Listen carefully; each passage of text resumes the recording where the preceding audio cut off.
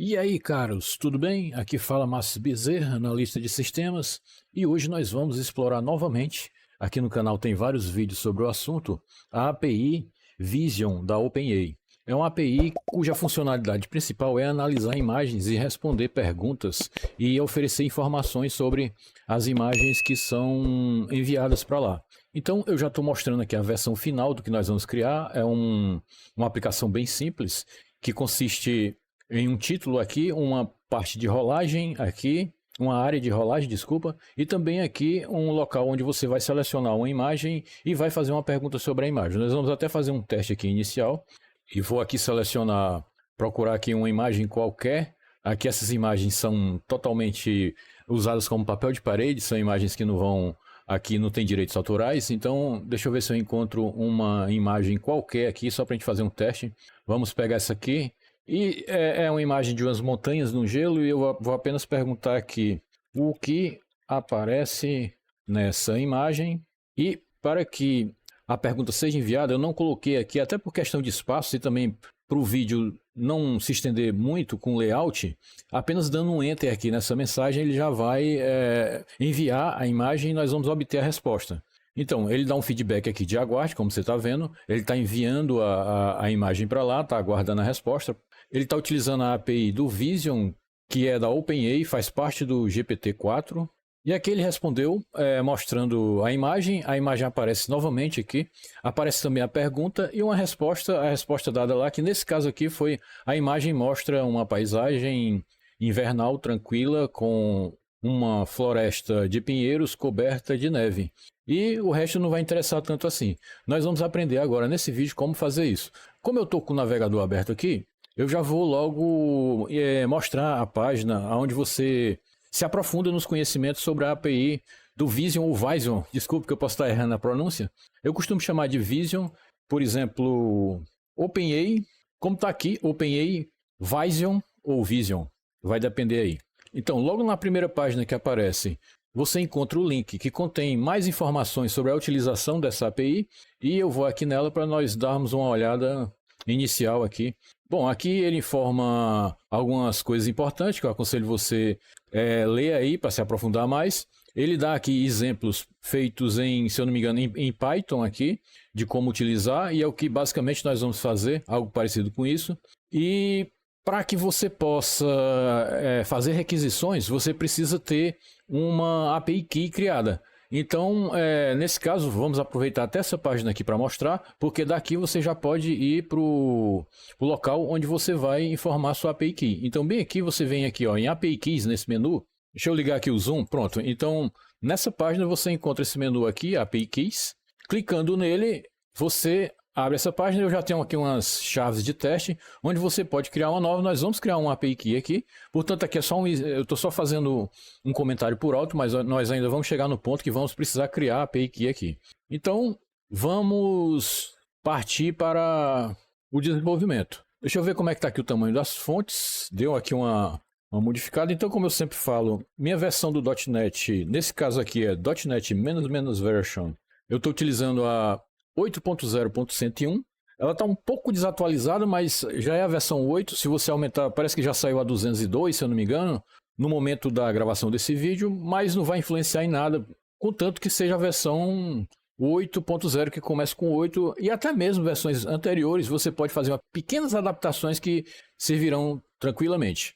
Então, para criar uma nova aplicação, você vai para a sua pasta de projetos, eu já estou nela aí, eu estou na minha pasta de projetos, então você procura aqui, como nós vamos criar uma aplicação utilizando o Blazor, que eu até esqueci de falar, nós vamos trabalhar com o Blazor aqui, a novidade é essa. Eu vou, dentro do possível, colocando uns cards aí que vão aparecendo na descrição do vídeo.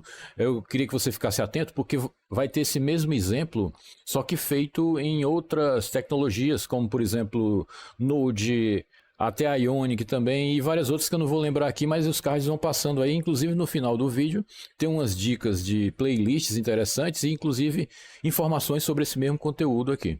Eu aconselho você a criar seus projetos, organizar seus projetos em pastas divididas por tecnologia. Como o .NET é uma tecnologia bem abrangente, então não ficaria legal você criar uma pasta .NET para colocar tudo lá. Então, eu vou criar uma pasta Blazor, vou até ver se eu não já tenho uma pasta Blazor aqui.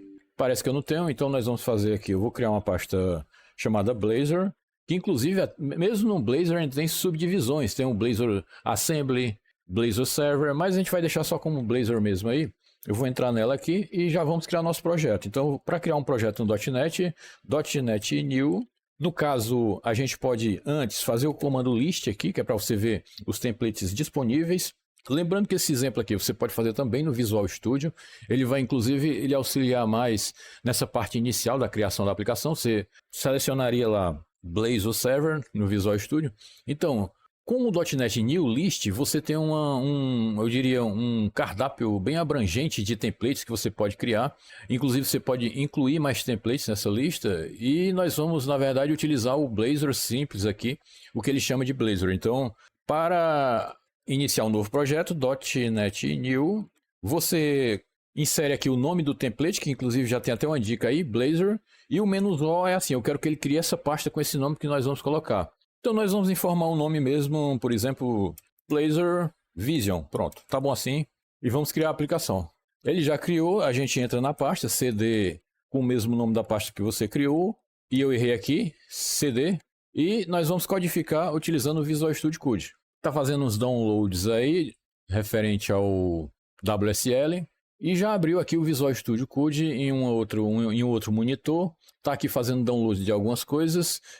Como eu trabalho com vários perfis, então eu já estou no perfil ideal aqui, que é o perfil de .NET, então eu vou deixar aqui.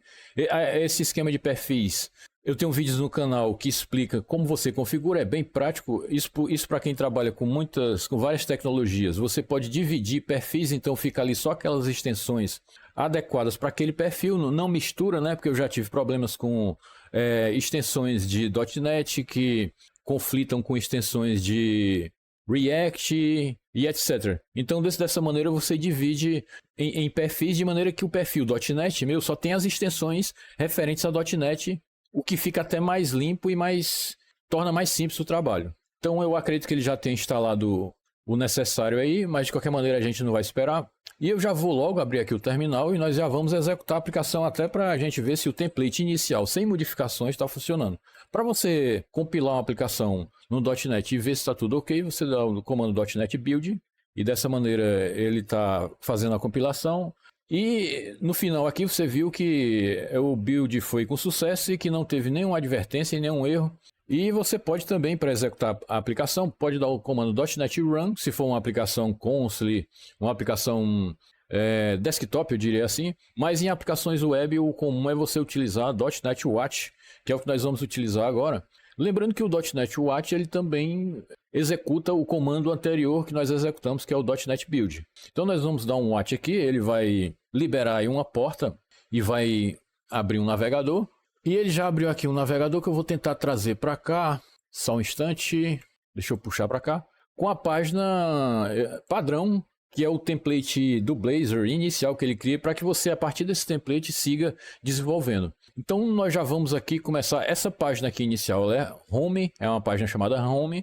Nós vamos tentar aqui novamente a proeza de deixar aqui um do lado do outro, para que a gente possa, já que eu vou fazer umas modificações aqui na tela, para que a gente possa ver. Porque uma das vantagens do comando watch é que na proporção que você vai... O Windows tem até um esquema de configurar as janelas, só que nós não vamos utilizar porque não vai ficar perfeito nele aqui nesse caso, né?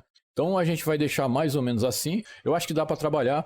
Bom, como essa página inicial aqui é a página Home, então você digita Ctrl P, Home, é a página home.razor, que é a que você está vendo aí. Nós abrimos ela aqui, Ctrl B para fechar ali o explorador de arquivos, Solution Explorer, não lembro bem o nome. Aliás, vamos abrir aqui só para a gente fazer um resumo básico aqui. Esse vídeo aqui é mais para pessoas que têm um mínimo conhecimento de Blazor, então é por isso que eu não vou explicar muito aqui essa estrutura. Então, o Blazor tem aqui uma pasta chamada Components, que basicamente são as páginas que você vai colocar aqui e também os componentes, porque é possível você criar componentes. Inclusive, eu esqueci de falar que eu tenho um vídeo que dá uma introdução bem básica ao Blazor e vou colocar também um card aqui na descrição. Mas, basicamente, nessa pasta Components são as páginas que você cria. Você pode subdividir essa pasta. Por exemplo, ele já subdividiu aqui em layouts. Esse main layout aqui, todas as páginas dessa aplicação, ela tem sempre esse menu aqui. tem esse título aqui em cima e aqui no caso não tem rodapé. Mas esse main layout é algo que vai se repetir para todas as páginas, né? Você pode aprender melhor sobre isso nesse vídeo que eu informei, introdutório, que eu falo um pouco sobre isso. E aqui ele subdividiu para colocar as páginas. Então, por exemplo, aqui tem uma página counter, tem uma página de erro, a página home que nós estamos vendo e uma weather que ele criou aqui, que é um exemplo de... Ele tenta fazer um exemplo de consulta a uma API. Por exemplo, se a gente entrar aqui na página counter, é essa aqui que você está vendo, então ele é um contador. Aqui nós temos a página weather, que você está vendo, que é essa aqui. Então ele subdividiu aqui e nós não vamos criar uma página nova. Nós vamos modificar a página home, que é essa aqui que você está vendo. Aqui tem a pasta OBJ, onde são colocados os binários da aplicação após a compilação, assim como a pasta bin, que onde é colocado também os binários, e também no caso de publicação, por padrão é aqui onde você vai encontrar o resultado de uma publicação local que você venha a fazer utilizando o .NET. Nessa pasta aqui a gente tem algumas propriedades referentes à aplicação. Nessa aqui que é bem importante, que é a pasta www.root, é onde você vai colocar os arquivos que são visíveis estaticamente para a aplicação, como por exemplo arquivo CSS, imagens, Bootstrap, frameworks de criação de layout, etc. Aqui nós temos os arquivos de configuração. O ep7 é um arquivo que vai ser considerado quando a aplicação estiver em produção, e o ep7.development, que vai ser considerado enquanto a aplicação estiver sendo desenvolvida em debug. E nós temos aqui o arquivo de projeto, que é o arquivo mais importante, é o arquivo que define que tipo de projeto é esse, qual é a versão do .NET, o que está habilitado ou não. E nós temos aqui o solution, que agora é utilizado também no Visual Studio Code com o aparecimento do C# Dev Kit, porque ele cria também o arquivo de solution. Antigamente a gente não ligava muito para esse arquivo ao criar uma aplicação no Visual Studio Code, mas agora ele é criado automaticamente. E aqui é o program, que é o ponto de partida, que eu vou até abrir ele aqui um pouco. É o ponto de partida, tudo inicia por aqui. É aqui onde você faz as configurações iniciais, essenciais de uma aplicação web, inclusive define os endpoints, define se vai usar HTTPS e por aí vai. Então vamos para a codificação aqui. Então nós vamos inicialmente apagar tudo que tem aqui. Nós vamos apenas deixar esse page title aí, porque ele corresponde ao título que vai aparecer aqui na barra de navegação. Acho que a gente pode deixar como home mesmo, ou até incrementar aqui como home, sei lá. Poderíamos até ter deixado como home mesmo, vamos colocar como home vision aqui. Nós vamos criar uma div maior, que vai conter tudo o que vai ter aqui na nossa página. E dentro dela nós vamos fazer 3 divisões, que é uma para um cabeçalho, essa div aqui. Outra div que é para parte de rolagem. E uma terceira div, que é a parte onde você vai informar, enviar a imagem e fazer o prompt. Nessa primeira div nós vamos colocar um cabeçalho, que nós vamos chamar de canal code total. E vamos criar um cabeçalho menor aqui, que é algo que diga o que a aplicação realmente é. Vamos colocar qualquer coisa, como por exemplo OpenAI Vision com Blazor, né? E a gente já vai salvando para ir vendo como é que tá ficando o resultado. Então já está aparecendo as primeiras modificações aí na página. Já vamos para essa de baixo aqui, onde nós vamos informar. Nós vamos ter aqui 2 divs. Uma vai ser uma imagem com um input para que você possa selecionar um arquivo. Então nós vamos criar aqui uma div para isso. E uma outra div, na verdade eu acho que só precisa de uma. Na verdade é melhor criar mais uma aqui, que a gente vai colocar aqui embaixo um text area, que é onde você vai digitar. Vamos tirar isso aqui, que nós não vamos precisar por hora disso aqui. É onde o prompt vai ser digitado. E aqui nós vamos colocar um img e vamos colocar também um input do tipo file. Por quê? Porque você vai selecionar um arquivo. Para que a gente só permita a seleção de alguns tipos de imagem, como por exemplo PNG e JPG, a gente pode utilizar o atributo accept, que é bastante útil, em que você vai definir como image PNG, uma vírgula aqui, porque a gente já vai aceitar também imagem do tipo JPEG. Vamos salvar para ver como está ficando. Tá horrível, a gente ainda vai trabalhar aqui na parte de layout. Faltou a gente colocar um título, a gente vai colocar aqui talvez um H3 aqui, com o título selecione uma imagem e pergunte algo. Bem simples. Pronto, e pergunte algo. Vamos ver como tá ficando aí. Tá horrível, mas vai já melhorar. E vamos colocar aqui esse título dentro de um spam, porque nós vamos precisar fazer algumas coisas nesse spam aí. Dentro dessa div, que é o conteúdo que brevemente vai estar no meio da página, nós vamos criar aqui, na verdade, uma outra div. Por quê? Porque nós vamos precisar de ter um scroll. Para isso precisa de ter uma div aí, que é uma div que vai... Depois, daqui a pouco você vai aprender que para precisar do scroll, é preciso ter uma div e não só o que nós vamos colocar agora, que seria as perguntas, a imagem, as perguntas e as respostas. Então, cada imagem, pergunta e resposta é uma div que nós vamos criar. Você vai já entender. Então, quando ocorre uma resposta da API, ele vai mostrar a imagem lá, que por hora nós vamos deixar assim. Ele vai mostrar a pergunta, que por hora nós vamos deixar assim.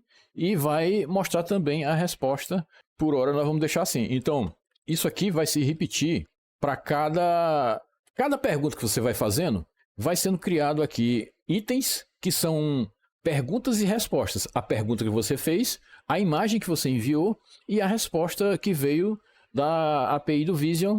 Inclusive, eu vou tentar até colocar dados de exemplo aqui para que a gente fique mais fácil entender o que eu estou querendo dizer. E até para ficar mais fácil a gente desenvolver a tela, né? Eu vou procurar aqui na web mesmo, espero que sem direitos autorais.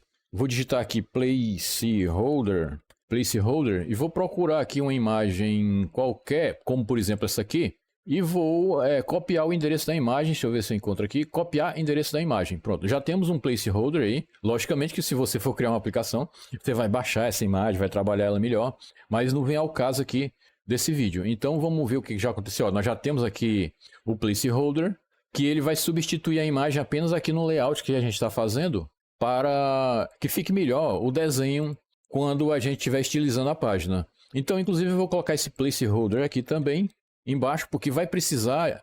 O de baixo vai ficar mesmo como um placeholder.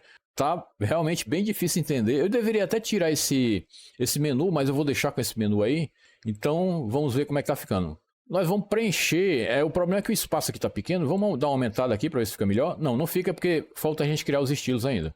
Nós vamos preencher isso aqui, eu não sei se a IA vai me ajudar com Lipson, não sei se ela vai me ajudar com isso. Opa, ele deu uma ajudinha, às vezes é útil realmente, porque inclusive eu vou colocar também a resposta com esse mesmo texto. Por que eu coloquei isso? Para quem não sabe, tem um site que se chama Lipson, eu esqueci até o nome, deixa eu ver se eu encontro ele aqui. É um site que se tornou bastante famoso, principalmente para quem cria layouts web. Deixa eu ver até se eu consigo encontrar ele aqui.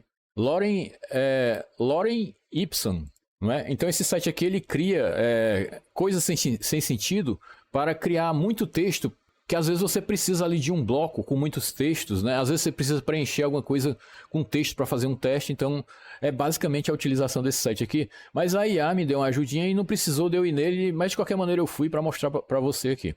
Então eu não sei se eu já copiei, mas eu vou copiar aqui na resposta a mesma coisa.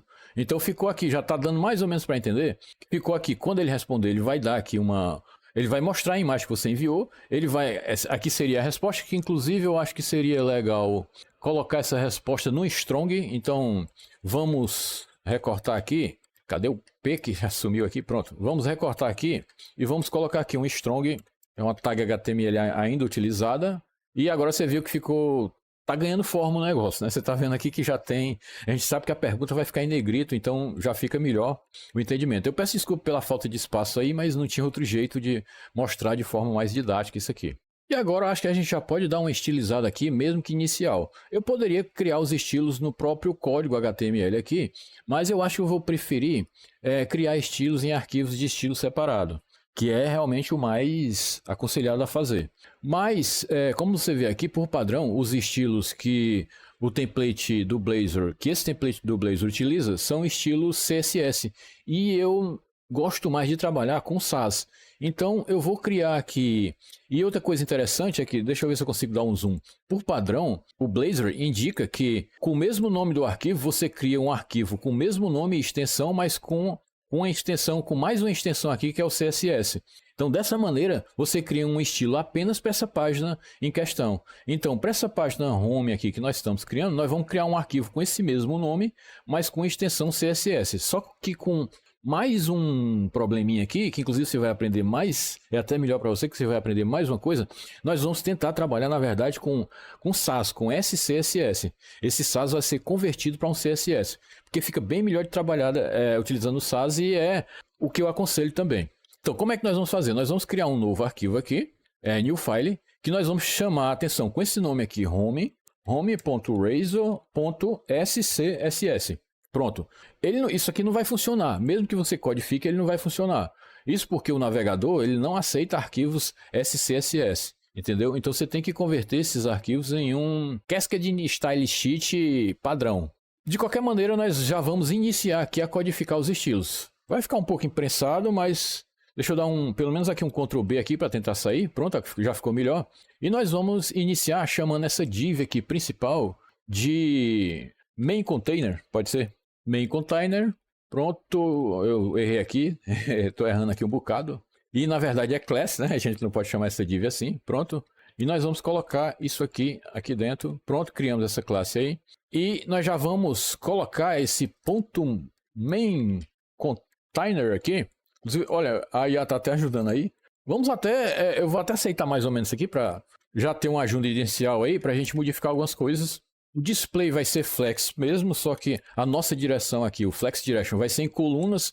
Isso porque nós estamos na div maior aqui, a que guarda tudo, e a div maior vai deixar tudo realmente em colunas, um abaixo do outro. E a gente vai definir a altura aqui como 100%. Então a gente vai colocar aqui o weight como um 100 VH, que é Virtual Height, ou seja, é a altura da janela do navegador.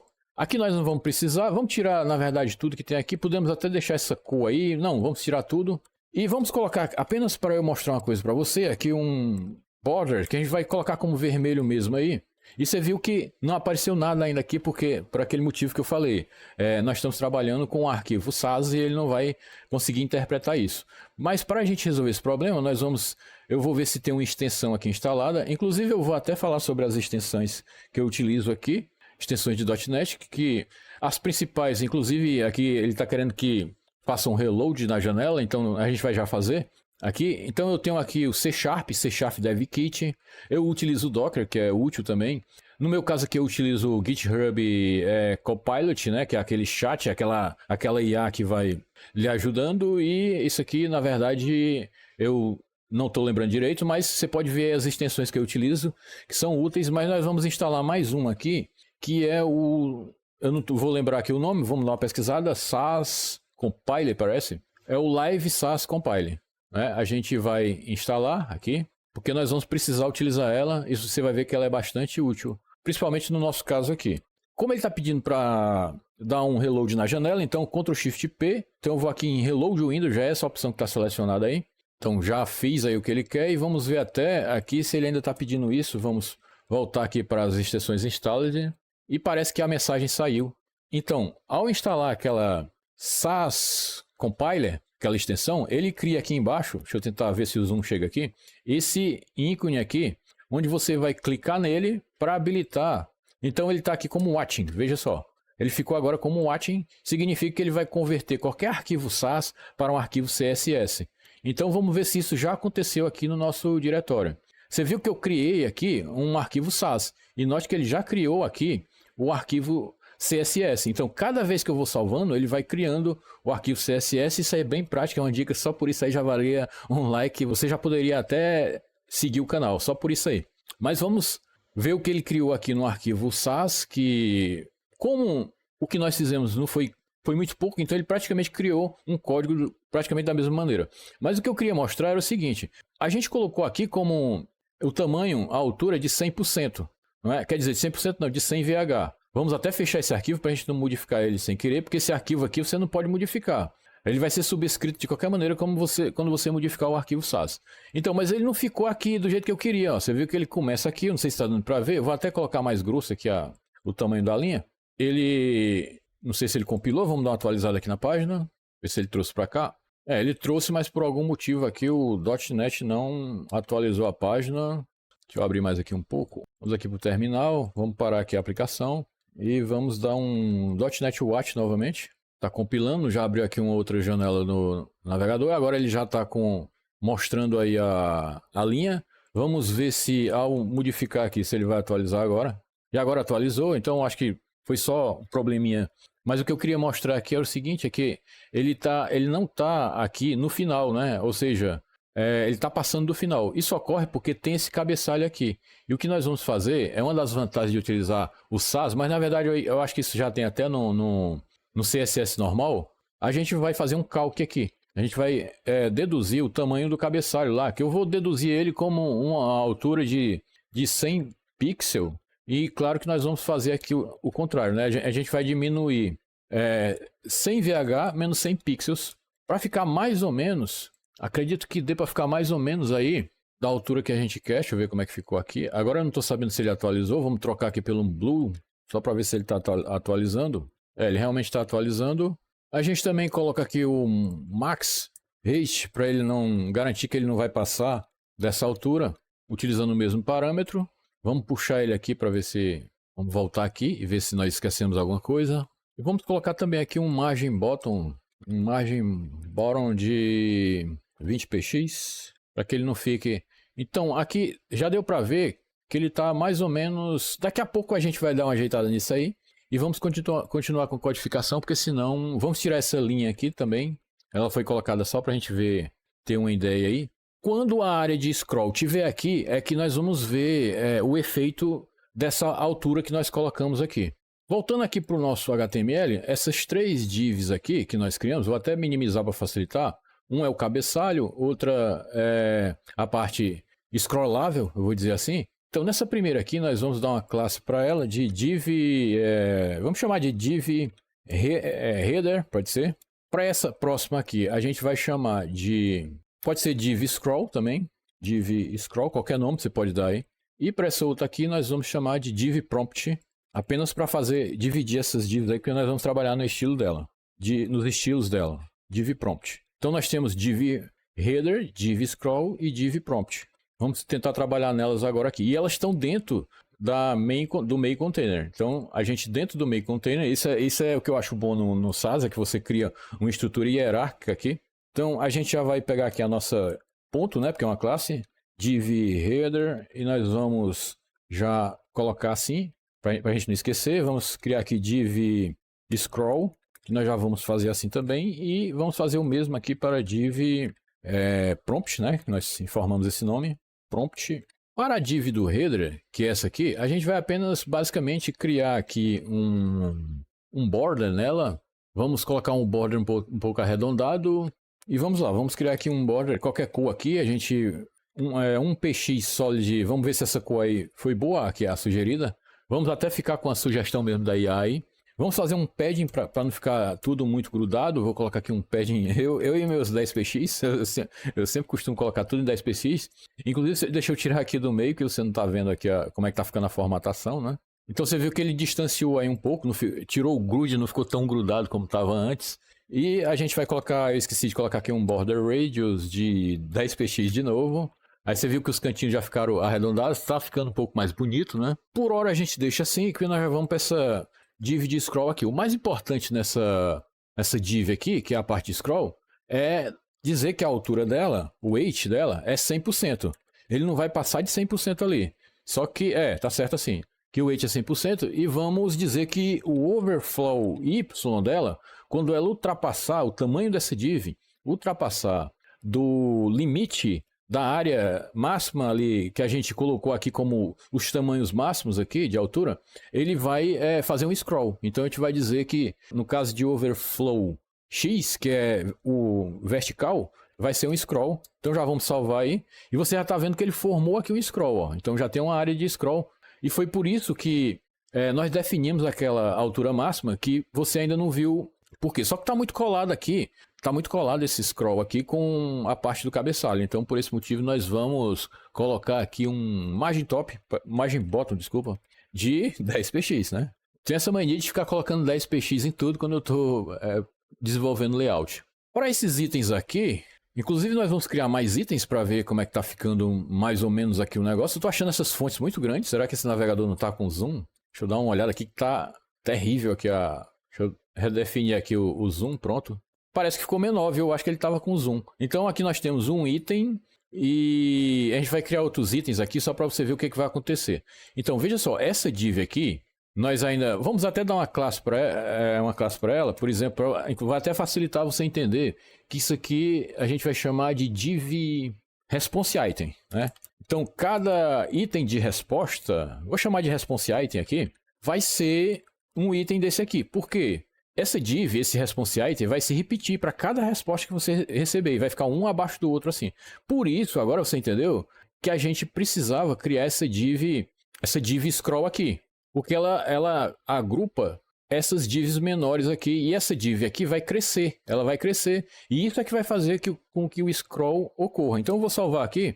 Você está vendo que já tem vários aí. E a única coisa que nós vamos fazer aqui nessa response item é dizer que... Vou fazer um pad nela para não ficar muito grudado, só isso.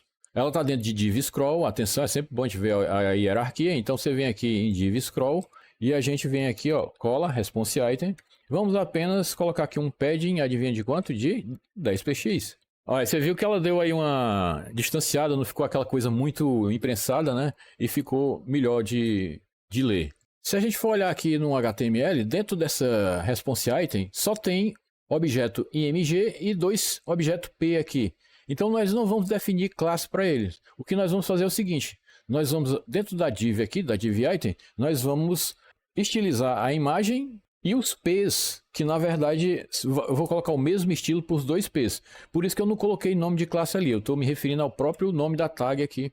Para a imagem, nós vamos definir aqui que uma largura máxima para ela de 300 pixels. Ó, já ficou menor ali. E para que a imagem não fique distorcida, a gente vai utilizar aqui algo muito útil do HTML, que é do CSS, que é Object Fit Cover. E nós vamos dar uma margem aqui para ela, margem borrow de 10px. Ok? Para ela não ficar muito grudada aqui para haver uma divisão entre a resposta e a imagem em cima. Quando você envia uma pergunta ou recebe uma resposta, se ela for formatada, se ela tiver, por exemplo, uma lista de itens, eu vou até tentar fazer aqui para ver se é possível no HTML para exemplificar para você. Eu acho que não vai dar para exemplificar porque na tag isso não vai funcionar. Mas o que ocorre é que o HTML ele vai deixar independente da formatação o parágrafo todo em uma linha só. E por isso é que nós vamos estilizar aqui esse P, o parágrafo, informando que o white space dele não é pré-wrap, é pré-line que nós vamos colocar aqui. Olha, você viu que ó, até modificou. Isso porque aqui mesmo, ele já tem linhas. Agora ele está respeitando as linhas. Eu colei aqui, o Visual Studio Code formatou para mim dessa maneira. E você viu que ele criou linhas aqui. Mas estava tudo aqui como se fosse uma linha só. Então você viu que ele já está até respeitando essas linhas. E é isso que faz esse estilo que nós acabamos de colocar, que é esse aqui, o Right Space, pré-line. Mas isso aqui nós vamos tirar, isso aqui é só temporário. E agora vamos trabalhar nessa parte de baixo aqui, que nós chamamos de, eu nem lembro mais, de div prompt.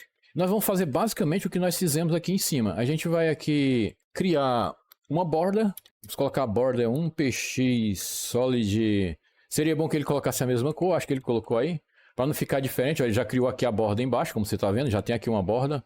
Vamos dar também um padding também, é sempre bom você dar padding para as coisas não ficarem muito coladas.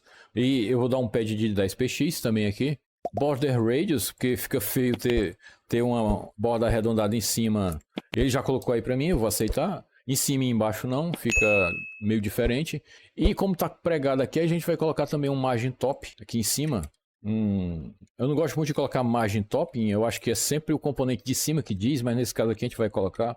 É sempre o componente de cima que diz o espaço que ele quer para baixo, e não o de baixo que abre espaço para cima, né? Mas deixa assim, não tem importância. Aqui o layout, a gente já está perdendo um bocado de tempo com esse layout, que é o que menos vai importar. Vamos também dar um margem bottom para ele de 10px aqui.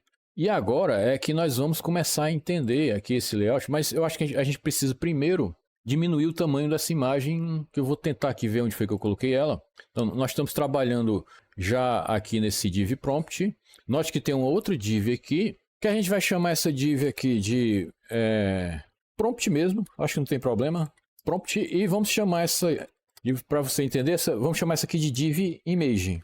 Div image, isso porque ó, aqui essa div ela tem só os controles de imagem, você vai já entender. Então nós vamos entrar aqui ó, em div prompt e div image e vamos definir logo o tamanho dessa imagem, porque ela está atrapalhando aqui a visualização. Então, olha aí, dentro de div prompt, prompt e div image. Então vamos lá, ó. Div prompt aqui, então prompt, div image, e agora nós já estamos na imagem em si. Como só tem uma imagem dentro dessa div image, então nós vamos trabalhar nela dessa maneira, utilizando o nome da tag mesmo. Nós vamos dizer que a altura dela, o weight dela, é 80px. Opa, deixa eu ver aqui se dá pra gente ver alguma coisa aqui. 80px. Daqui a pouco a gente vai ver tudo direito aí. Vamos explorar aqui e continuar com a codificação. A gente vai dar aqui um width para ela de 100px. Vamos fazer aquele mesmo esquema do Object Cover para a imagem não ficar distorcida.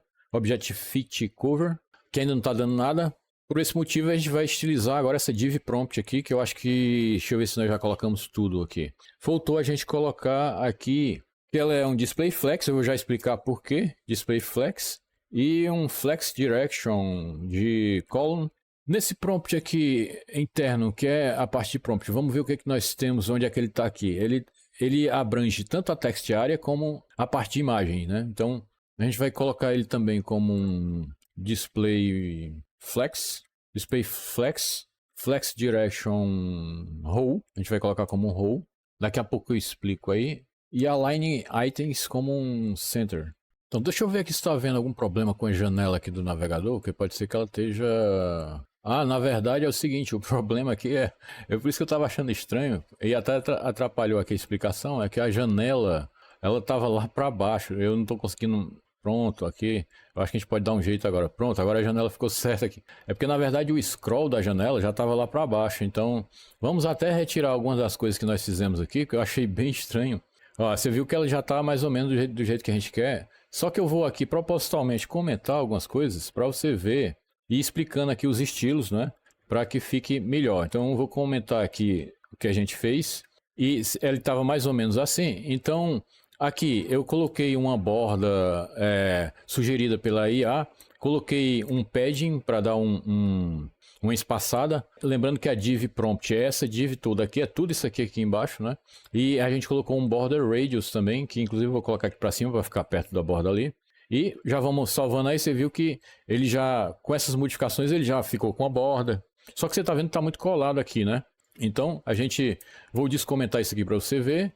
E aqui eu estou criando uma borda no topo e aqui eu estou criando uma borda, uma borda na parte de baixo. Então, ó, ele já ficou com a borda aqui embaixo, ele já ficou com a borda aqui embaixo e aqui você está vendo que separou mais um pouco aqui no topo. E agora é que vem aqui o Display Flex e o Flex Direction Column, que é o mais importante, né? Então é que ficou tudo um abaixo do outro. Por hora, não deu para notar muita diferença, mas essa div aqui é tudo isso, e a gente sabe que a formatação dela é em coluna. Tudo que você colocar nela ficou um abaixo do outro. O que nós temos nela aqui? A gente tem um prompt, dentro dela a gente só tem um prompt. Por isso que, na verdade, esses dois estilos, eu acredito que eles não sejam nem necessários, você pode tirar. Porque dentro dela nós só temos um prompt, vamos até conferir aqui, ó. Dentro dessa div aqui, a gente só tem... não, na verdade é preciso, porque só para obrigar que o título fique em cima. Atenção, dentro dessa div que nós estamos estilizando, ela só tem dois objetos, né? Que é um h3 e um div, e outro div. Se a gente colocar o display flex dela como column, vai ficar o h3 em cima dessa div, mas nem é necessário aqui. De qualquer maneira, eu vou deixar, mas acredito que nem seja necessário. E o que é esse div prompt aqui? Nós vamos para cá, ó. Desculpa, não é... tá até causando uma confusão. Tem o div prompt, não é? Que eu vou até mudar o nome aqui, porque não gostei dessa confusão aqui. Eu vou colocar prompt container, que eu vou trocar... É lógico que quando eu vou salvar, ele vai perder o estilo, mas eu vou mudar aqui para prompt container. Pronto. Isso indica que toda essa parte que está aqui com essa borda é o container de prompt. Eu acho que está certo mesmo colocar prompt, porque essa parte toda aqui é o próprio prompt que condiz que a imagem, a seleção de imagem e o prompt, não vai estar errado. Então, dentro desse prompt aqui, nós temos duas coisas, que é a imagem e o texto, é a seleção da imagem, que é essa div aqui, div imagem, e o texto onde você vai digitar a pergunta. Nós queremos que isso fique lado a lado horizontalmente. Então é por isso que nós vamos fazer esse estilo aqui para o prompt. A gente vai dar um display flex, flex direction, arrow, para que ele fique do jeito que a gente quer. Então fazendo isso, ele já ficou lado a lado aqui.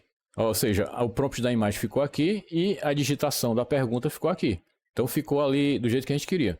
Nós vamos aqui alinhar os itens ao centro. Você viu que ficou aqui no meio, né, o texto da pergunta, para que não fique um lá em cima e outro lá embaixo. Acho que deu para entender. Esse alinhamento aí é um alinhamento, eu diria, vertical. E a imagem que está muito grande, agora a gente vai reduzir os tamanhos delas com esses estilos.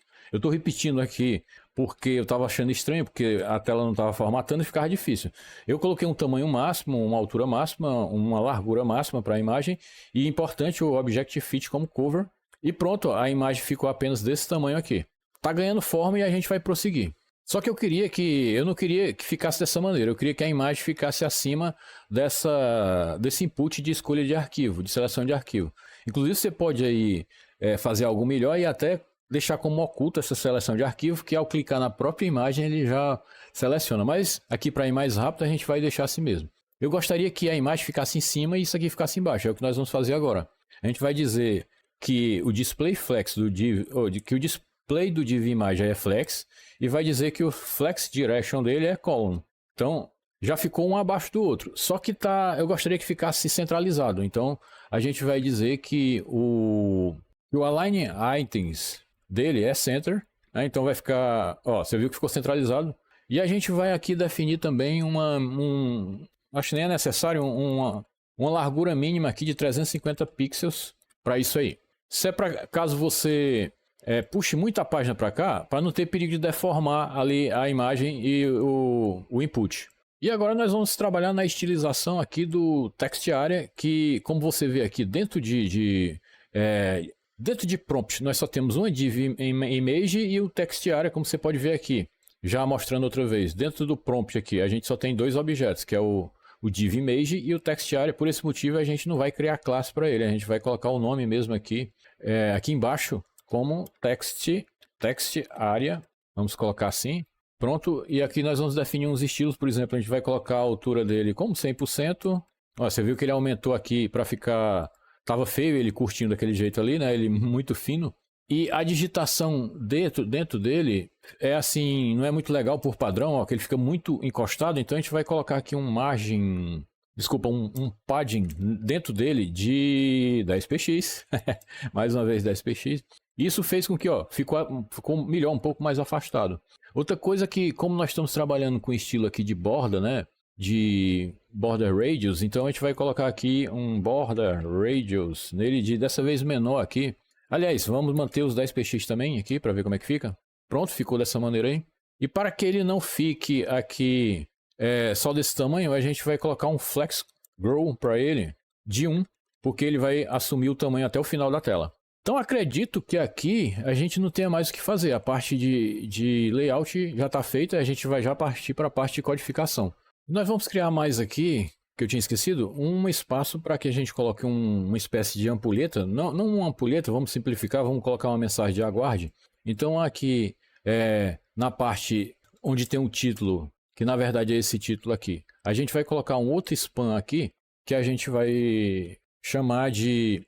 Colocar um texto, um espaço, vou colocar um espaço aqui, não é bem uma boa prática, mas para ir mais rápido. Aguarde, ele vai estar aparecendo, tudo bem. A gente vai aqui dar uma classezinha para ele, como um weight MSG.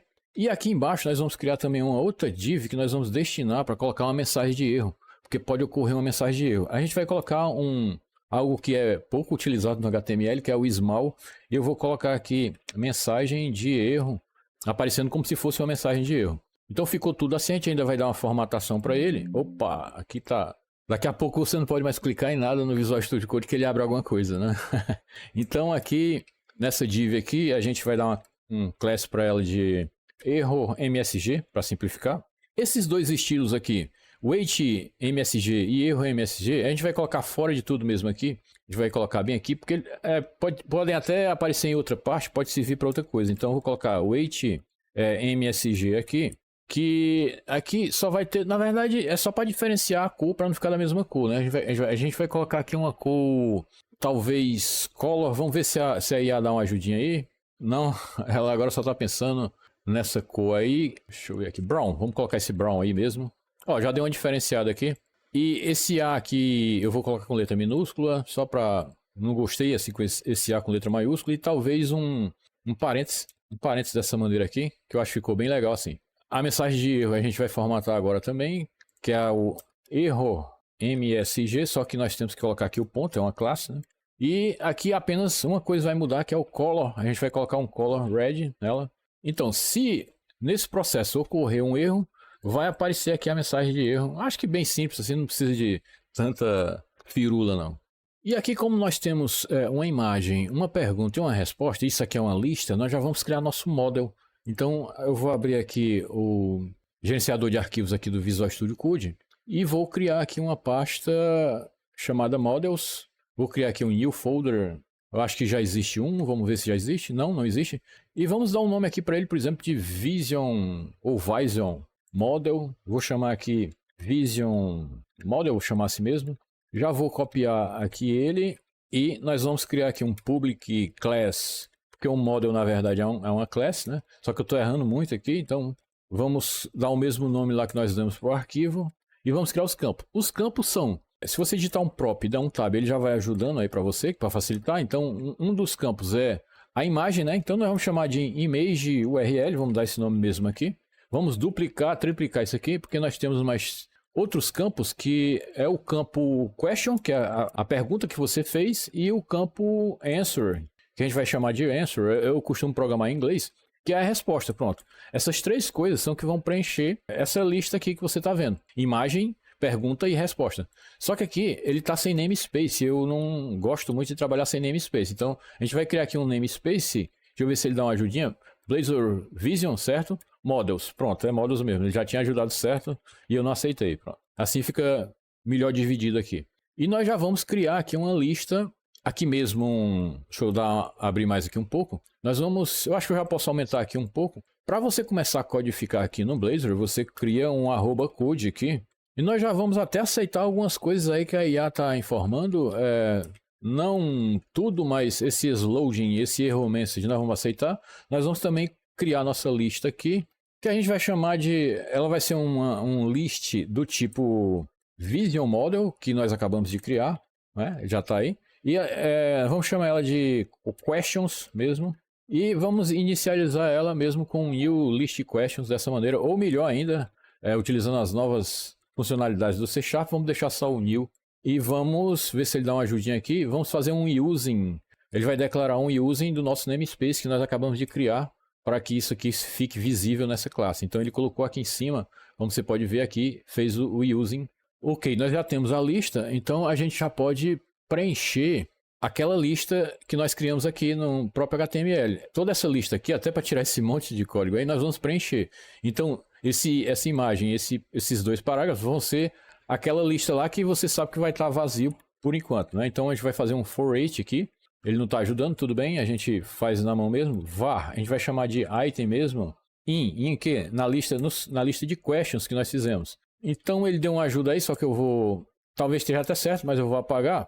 Porque nós vamos pegar todo esse for aqui e vamos abranger um item desse daqui até aqui. Vamos fechar ela bem aqui. Pronto.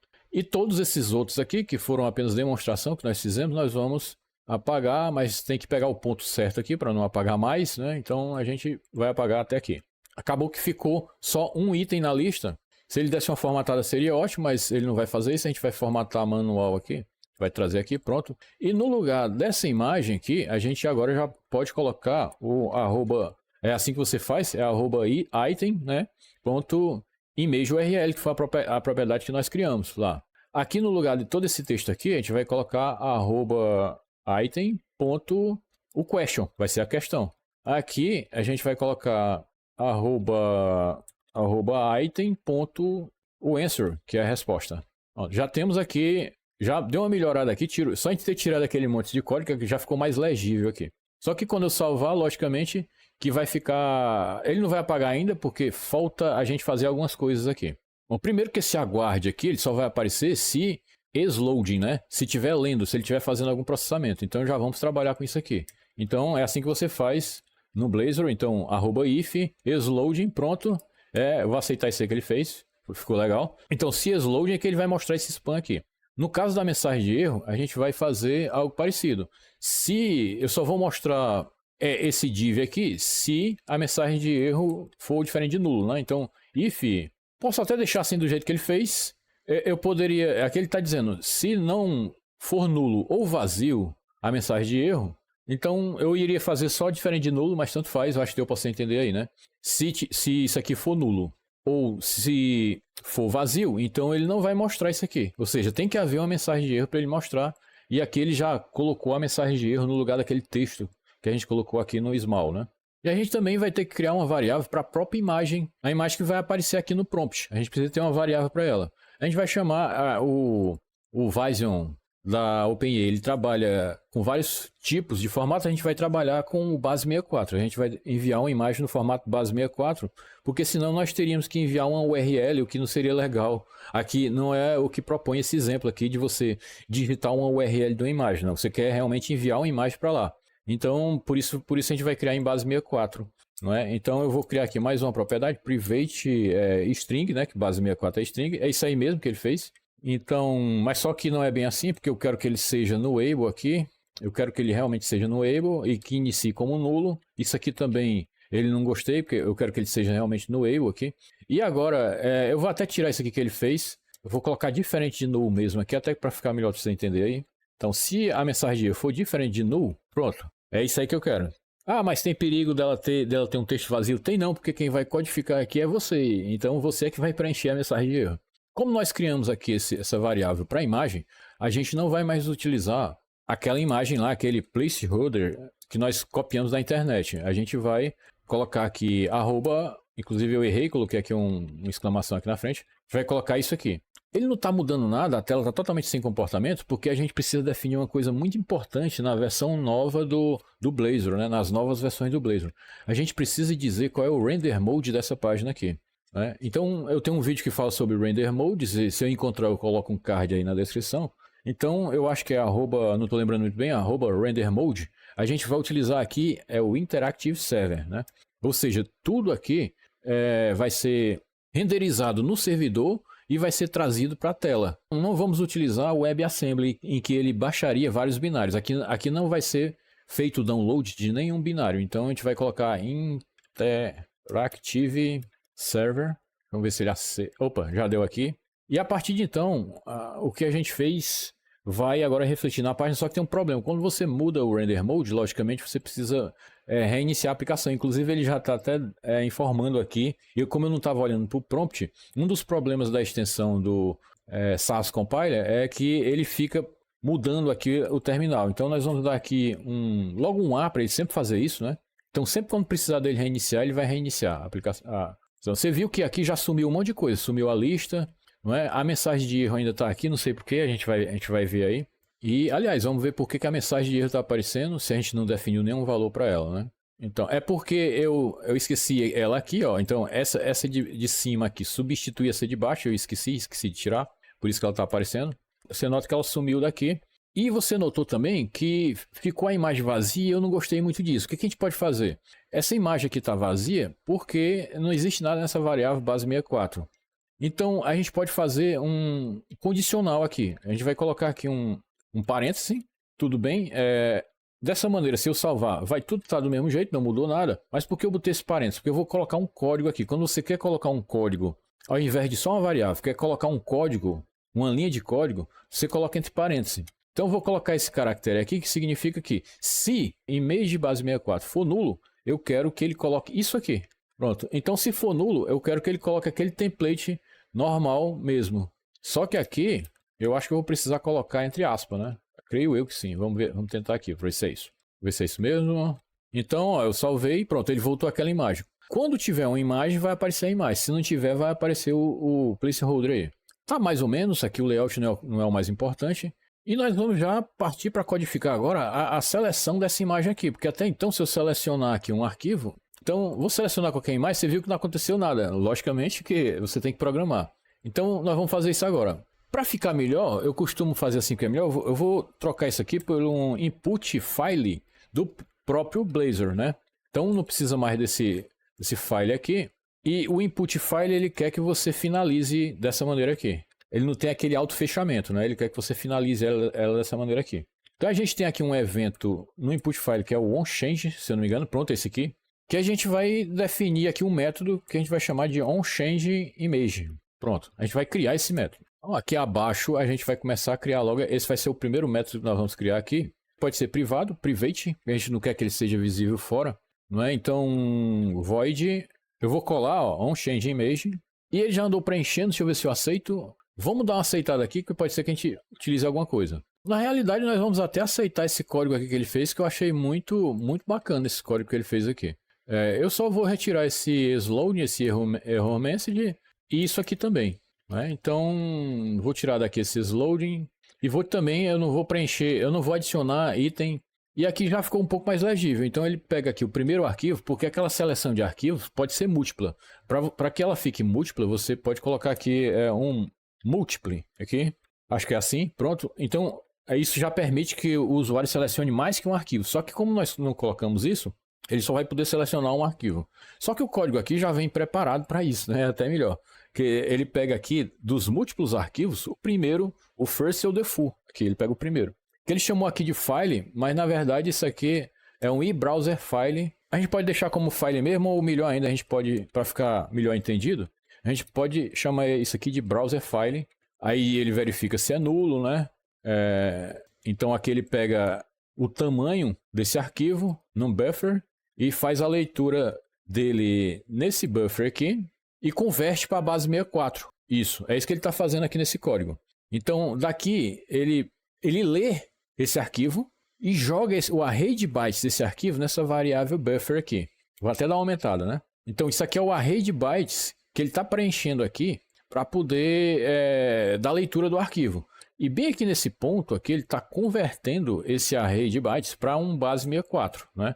Então, tudo isso aqui, o resultado de tudo isso aqui é um base 64, só que ele está colocando um prefixo aqui. Do browser file, ele está pegando o content type, está somando aqui com a palavra data. Isso porque o navegador, para ele ler um base 64, tem que iniciar com um prefixo assim, data, 2 pontos, né? Aí algo aqui, que é o image/png, por exemplo, aí tem um ponto e vírgula, depois tem base 64, vírgula, e aqui é todo o base 64 que ele fez. Vamos ver se faz sentido o que ele fez aí. Realmente a ajuda aí foi muito boa. O que eu ia codificar era até diferente disso aí, para falar a verdade. Mas acho que não funcionou, acho que não chegou a funcionar, vamos ver por que aqui. Você pode utilizar debug aqui, né? Inclusive eu vou até aproveitar esse probleminha para a gente aprender como é que utiliza o debug aqui. Então eu vou colocar um breakpoint, eu apenas cliquei aqui, você pode dar também um F9. Eu vou parar aqui a aplicação, aqui no terminal, e vou dar um F5, você dá o comando F5, quando ele mostra essas escolhas aqui, você escolhe C#, e bem aqui você escolhe C#, deixa eu ver, pode ser HTTP, nesse caso aqui a gente vai escolher HTTP. O que ocorre com isso é que ele vai compilando e ele vai abrir, ele abre aqui o debug normal e ele vai abrir aqui a aplicação novamente. De maneira que quando eu for aqui, que eu selecione algum arquivo, ele para no debug, ó, você viu que ele está parado aqui no debug, você pode ficar dando F10 para poder ficar indo, navegando entre os arquivos. Na verdade, ele trouxe realmente um arquivo aqui. Se for diferente de novo, ele vem aqui para o buffer, ele criou aqui apenas o espaço em bytes, tudo com bytes zerado, né? Ele criou o espaço e fez a leitura. Ah, nessa leitura ele deu um erro, aí é onde está o problema. Então a gente vai utilizar aqui um código um pouco diferente. Eu vou parar aqui o debug e a gente vai fazer mesmo da maneira que eu ia fazer, mas eu acredito que essa maneira dele aí também esteja correto, é porque ele apenas excedeu aí a quantidade máxima de... aqui você pode indicar, não sei se é aqui, vamos ver, você pode dizer qual é a quantidade máxima aqui de bytes, né? Talvez eu possa corrigir só indicando aqui a quantidade de bytes, por exemplo, que aqui o padrão que ele colocou, você pode ver aqui que vamos ver se a gente dá uma olhada, é 512 mil, que foi realmente o que deu no erro lá. A gente pode até pegar, talvez, uma calculadora aqui, para poder, vamos dizer que a gente aceite 10 megas, né? Então, 10 vezes 1024, para a gente calcular a quantidade de bytes, né? Então, aqui seria em bytes, só que a gente tem que multiplicar de novo por 1024, e aqui a gente tem, acredito que seja o que a gente está precisando. Vamos ver se a gente consegue copiar isso aqui. Talvez só dando Ctrl+C ele copia. Bom, copiou aqui. Ó, 10 megas. Então é isso aí. A gente precisa. Eu coloquei aqui e a própria IA aí me ajudou com um comentário de 10 megas. Então eu vou colocar aqui fixo mesmo. Você poderia criar até uma constante aí. Então no lugar aqui de eu debugar mais, a gente já debugou aí. Vou até abrir aqui um pouco, né? Porque a gente não está precisando utilizar por hora. Vamos dar um enter aqui para parar o debug no terminal. Vamos voltar para o .NET Watch sem utilizar o debug, utilizando o .NET Watch normal aqui. Deixa eu ver se eu consigo vir para cá novamente. Ele já abriu aí. E a gente vai tentar aqui selecionar outra imagem ou a mesma imagem. Talvez essa daqui. E agora ele já mostrou alguma coisa. O problema já não foi... Eu acredito que o erro aqui tenha sido a questão aqui dele ter feito essa concatenação de strings. A gente vai dividir isso aqui. A gente vai criar uma variável que a gente vai chamar de base64, que é onde vai ficar o base64 da imagem. Então a gente vai dizer que ela converte to base64 string, que é o buffer lá, pronto. E a gente vai criar um prefixo aqui, um var, uma variável chamada prefix, aqui, que a gente vai dizer que é exatamente isso que eu queria fazer. Ó, porque esse content type, ele pode ter PNG, pode ter JPG, vai depender da imagem que vem aqui. Então a gente está formatando da maneira mais correta. Ó. Se tiver a palavra PNG, a gente coloca o prefixo da maneira correta aqui. Caso não, a gente vai... Como ali a gente colocou o componente para só aceitar JPG e PNG, então se não for um PNG, a gente vai colocar como se fosse um JPG. E no lugar disso tudo aqui, a gente vai mudar aqui um pouco e vai colocar até aqui o prefixo. Então aqui vai ser o nosso prefixo que nós acabamos de criar ali em cima. E aqui vai ser o base64, então ficou até mais legível dessa maneira aí. Eu vou dizer que browser file é igual a e.file, que veio ali, o e que vem daqui, né? Ponto request, desculpa, request image file async. Ele pede aqui qual é o tipo de imagem, se é PNG, JPG, e a gente vai colocar ali o que nós usamos lá embaixo, e.file.contentType, e a gente vai definir aqui um tamanho pequeno até para o custo ficar menor, porque quanto maior o tamanho da imagem que você envia lá para a OpenAI, o preço fica mais alto. Aqui nós não vamos mais olhar se ele é nulo, porque eu acho que não há necessidade disso, e nem vamos mais criar esse buffer aqui. O que a gente vai criar aqui é um memory stream, a gente vai trabalhar em memória. Então, new memory stream, vou chamar de ms mesmo aí, ok? E a gente vai copiar esses bytes do arquivo para esse memory stream, para esse ms aqui. Só que ele está dando esse problema porque nós esquecemos de colocar um await aqui, esse método é assíncrono. E agora nós vamos ter que converter esse método aqui para um async task, já que agora nós estamos trabalhando com variáveis assíncronas, né? Então, pronto, aqui eu estou copiando, inclusive, como eu estou trabalhando com async, eu vou utilizar o copy to async no lugar do... E por isso eu tenho que colocar também um await aqui. Dessa maneira, eu já tenho os bytes da imagem aqui nesse memory stream. E então a gente vai prosseguir do mesmo jeito aqui embaixo, só que no lugar da gente converter do buffer, nós vamos converter do memory stream, do ms aqui, que inclusive a gente tem que converter ele para um array aqui, para dar certo. O prefixo nós vamos manter da mesma maneira, e o final aqui nós vamos manter da mesma maneira, só que não tem essa vírgula, acredito que o erro tenha sido aquele, a gente esqueceu essa vírgula. De qualquer maneira, vamos utilizar esse outro método aí, e vamos tentar novamente aqui selecionar uma imagem, qualquer imagem, e ele não preencheu ainda, deixa eu parar aqui, porque eu estou achando, vamos executar novamente. Tentar aqui selecionar uma imagem. E agora você vê que ele preencheu a imagem e era isso que a gente queria. Eu vou até selecionar uma imagem mais visível aqui. Essa dessas montanhas. Eu estou achando essa imagem muito grudada aqui com esse componente. Então a gente pode... Deixa eu ver qual é o nome, qual é a classe que a gente deu para ela aqui. IMG mesmo, dentro de vimage, né? A gente pode aqui dizer que o IMG, ele tem um margem mesmo todo de 10px novamente. Vamos ver como é que ficou aqui. Ficou melhorzinho um pouco, afastou um pouco aí. Podemos até dizer que ele tem um border radius de 10px também.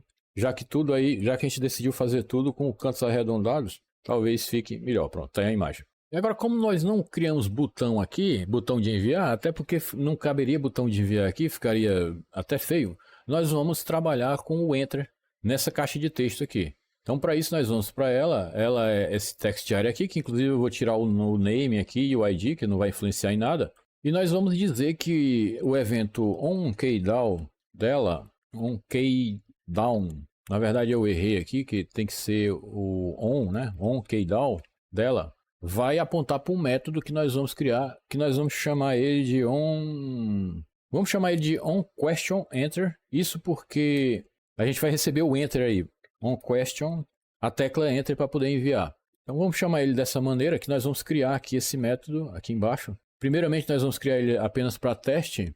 E outra coisa que nós vamos aproveitar, vamos logo criar um bind aqui para essa teste-área, que é vamos criar uma variável chamada question aqui.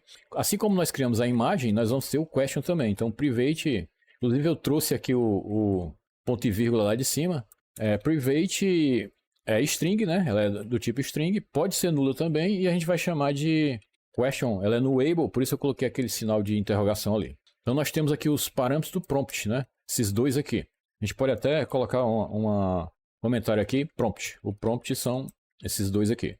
E vamos fazer um bind já dela também, aproveitar aqui, já que a gente está mexendo nesse componente, @bind dele para o nosso question. Pronto, o bind dele vai ser para question. Agora nós vamos criar um método lá, que é o onQuestionEnter. Então, private, ele pode ser private. Inclusive, mais uma vez eu vou aproveitar aí, está ajudando bastante. Então, tudo faz sentido realmente, olha, onQuestionEnter. Se ele colocou como async aqui, nós vamos retirar essa parte aqui, porque não chegou a hora de fazer ainda. Eu vou até comentar, porque nós vamos precisar realmente desse try-catch que ele criou aí. E, inclusive, é engraçado que ele coloca os comentários desse jeito, mas serve, tudo bem. Então, nós vamos apenas fazer um log aqui, um console writeLine, tipo... pronto. A tecla Enter foi pressionada. Vamos, por hora, apagar isso aqui, né? Só para ver se ele está... Se a gente está recebendo direito aqui a tecla Enter. Então ele vai ter que, no terminal, disparar. Acho que ele já está pedindo para reiniciar novamente aqui. Então ele já reiniciou. Eu estou digitando aqui coisas, vou digitar um Enter. E você viu, ó, ali embaixo, aqui no terminal, que está dando que... Opa, desculpa. Está dando aqui que o Enter foi pressionado. Se eu digitar, você fica olhando para lá, se eu digitar qualquer coisa, ele não informa nada, mas se eu digitar um Enter, então isso indica que está tudo funcionando aqui. A gente está pegando um Enter. Só que tem um problema aqui que é interessante, é sobre esse bind que nós fizemos aqui. Se eu colocar essa variável question aqui em qualquer lugar, vamos colocar aqui, por exemplo, nesse cabeçalho, aqui no final desse selecione algo, vamos colocar um parênteses e vamos colocar essa variável question. Você vai ver uma coisa interessante do Blazor. Você está vendo que ele colocou aqui o question, tudo bem. Mas se eu zerar, ele não zera lá.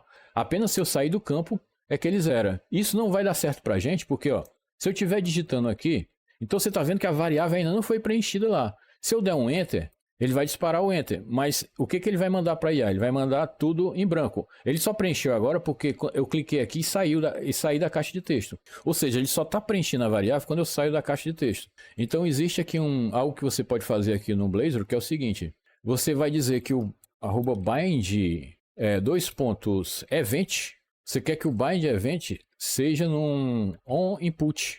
Então a cada input ele vai atualizar a variável agora. Então dessa maneira, se eu acho que ele já atualizou ali, se eu digitar qualquer coisa aqui, você está vendo que ele está mudando. E agora sim, se eu der um Enter, ele vai enviar o conteúdo certo que eu digitei. Bom, então tudo isso foi necessário realmente para que esse método funcionasse.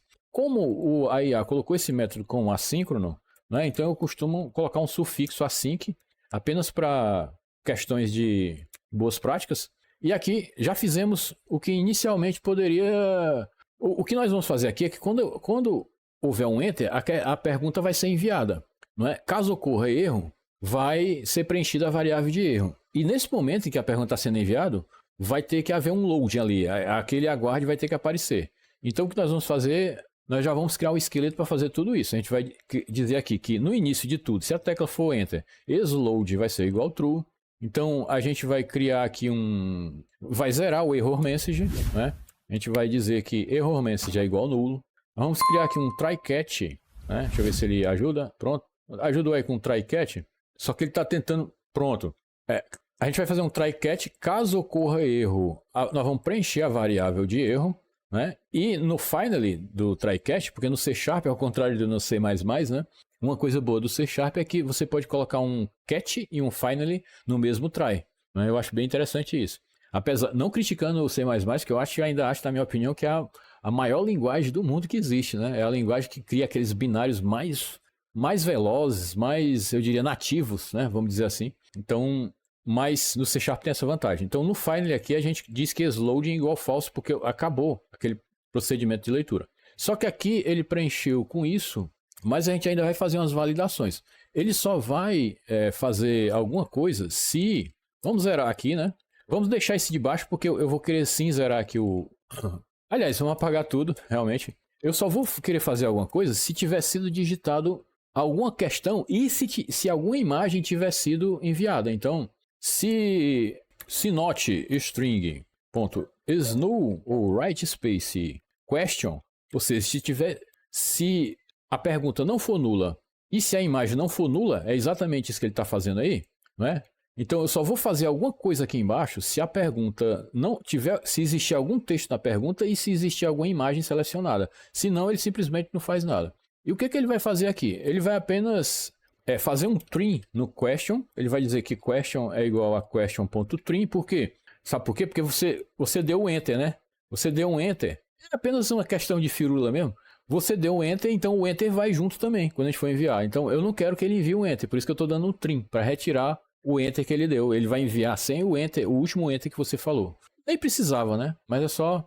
Então, e nós vamos chamar aqui um método que nós vamos criar, que é o método sending, que ele vai ser um await, ele vai ser assíncrono, que a gente vai chamar ele de send question. Send question mesmo, async. Pronto. Sending question, desculpa, async.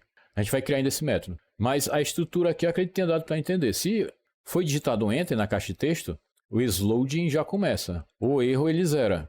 Né? Então ele faz um trim para retirar o enter, né? E ele só faz tudo isso se tiver alguma coisa, se alguma imagem for selecionada e algum texto for digitado. Se ocorrer algum erro, ele vai preencher a variável de erro e independente de qualquer coisa, o exLoading vai parar aqui. E a gente pode tirar também esse console log que a gente colocou só para teste. Agora nós vamos criar esse método aqui, que eu diria que é o método principal aqui do nosso exemplo, não é que a gente vai chamar ele de private, acho que void por hora. E não void porque a gente já vê que ele é async, né? Então a gente vai chamar ele de async task aqui. Pronto. Vamos criar agora o corpo desse método aqui. Bom, então nesse ponto nós vamos aqui para o site da OpenAI, que ele ainda está aqui, e nós vamos tentar voltar lá para aquela ajuda. E vamos pegar qualquer exemplo aqui de envio.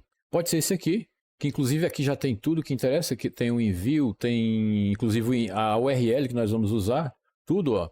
Então, tem que prestar bem atenção nisso, e a gente vai ter que criar um objeto que tem uma propriedade chamada model, tem uma propriedade chamada message, que na verdade é um array, como você está vendo aqui, né? Ela é um array. Ela é um array de objetos, e esse array tem uma propriedade chamada role, que no nosso caso aqui vai ser sempre user, mas tudo bem. E tem uma propriedade chamada content, que o content é na verdade um array, como você está vendo. É bem chatinho aqui o negócio. E esse array, ele pode ter as propriedades. Você está vendo que esse array, ele colocou aqui 2 itens, né? Um item aqui para colocar... Um item, ele diz que é do tipo text, né? Em que ele está enviando uma pergunta, que é a nossa pergunta que a gente vai enviar. E ele colocou outro item que ele diz que é do tipo image URL. É por isso que eu disse que aqui pode ser vários tipos. No caso aqui a gente vai trabalhar com a image URL, que é o base 64, né? E para deixar mais chata ainda a coisa, quando você diz que o tipo é image URL, você vai ter que definir uma propriedade que é do tipo image URL, na verdade um objeto, né, que tem uma propriedade chamada URL. Nós vamos ter que criar toda essa estrutura aí para enviar. Nós vamos já criar essa estrutura. Aliás, eu acho melhor até criar agora, porque já que eu expliquei, né? Então a gente vai criar toda essa estrutura, que inclusive para ir mais rápido, eu vou até colar ela, porque ela é realmente chatinha de entender, que a gente vai chamar ela de Vision Payload. Eu vou aqui criar nos models mesmo, eu vou aproveitar aqui até a pasta mesmo de models que nós estávamos utilizando. Deixa eu ver se eu consigo minimizar isso aqui. Então aqui nos models, nós vamos criar aqui um novo arquivo, que a gente vai chamar aqui de Vision Payload Model, é um arquivo CS, ok? E nós vamos codificar. Só que para ir mais rápido, nesse caso aqui, eu vou criar aqui o namespace, né? Logicamente. Vai estar dentro de models também, então ele já preencheu, só que ele preencheu com isso aí. Eu não vou querer isso, eu vou colar aqui um código que eu já fiz e vou explicar, né? Então eu vou colar aqui e explicar tudo. Então, veja só, vamos olhar para cá e para cá. Tudo inicia com um que a gente chama de payload, que é um objeto que tem a propriedade model, que ele está setando como GPT-4 Turbo, ou seja, é um string, e tem outra propriedade que é o message, né? Então, o que a gente fez aqui? a gente criou aqui um objeto principal chamado Vision Payload, que tem a propriedade Model e tem a propriedade Message. Até deu para entender. Eu até coloquei como comentário aqui GPT-4 Turbo, tudo bem. Então eu já estou inicializando ela aqui com o new, né? Apenas é só questão para evitar de dar erro de null reference, né? Já estou inicializando aqui. Então você nota por aqui que essa propriedade message é uma array de objetos. Isso é uma array de objetos que tem uma propriedade chamada role e uma propriedade chamada content, né? Então veja só, foi o que nós fizemos aqui. O message é um array de objetos do tipo payload message, que eu chamei de payload message. E veja que aqui nós temos a role e a content. Deu para entender? Então eu fiz a mesma coisa, eu inicializei aqui a content, já que ela é uma lista, né? Essa role aqui, ela pode ser user, pode ser assistente. E ela pode ser também system, né? Isso não vai entrar para essa explicação. Eu tenho um vídeo aqui no canal que eu explico muito bem sobre isso, sobre o contexto do GPT, o que é o user, o que é o assistant, o que é o system e por aí vai. Se eu já não tiver colocado um card, ele pode estar passando agora na descrição ou vai aparecer no final do vídeo. Mas veja, nós temos o rolling, que é um string, e temos um content, é uma lista, né? Aqui que eu vou já chegar na lista. Por quê? Porque aqui rolling é um string, né? Que ele preencheu como user, e content é um array, ou seja, que é uma lista. É uma lista de quê? De componentes que tem a propriedade type e a propriedade text, e também uma propriedade chamada ImageURL, que é um objeto, né? Então veja só. Então o nosso content aqui é uma lista de payload content que nós criamos, que ela tem a propriedade type, que é uma string, a propriedade text, que é uma string, e a propriedade ImageURL, que é um objeto. Que objeto é? Esse objeto aqui, que tem uma propriedade URL. Meio é bem realmente chato mesmo o negócio. Isso porque, além de tudo, a propriedade ImageURL, ela ainda tem uma propriedade, chamada URL, né? Então foi isso que nós fizemos aqui.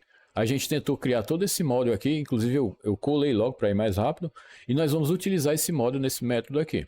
Então deixa eu salvar tudo aqui. Então nós vamos aqui instanciar, eu vou até abrir a parte de código aqui, porque nós vamos passar um tempinho sem olhar para a tela, né?